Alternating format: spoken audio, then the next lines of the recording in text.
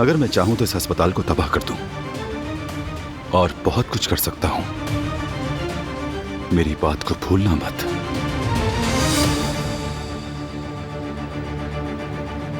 तुम कुछ भी नहीं कर सकते।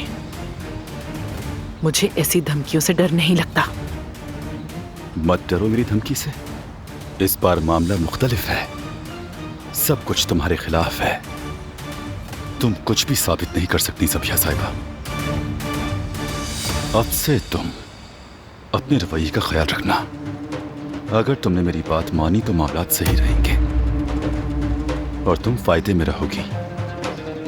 अगर ना मानी तो तुम्हें पता ही है, जब मुझे गुस्सा आता है तो मैं नहीं देखता हूं कि सामने कौन है।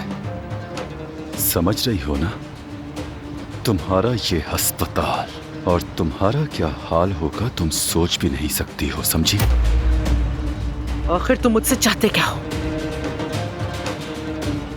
तुम ये अस्पताल मुझे बेचो।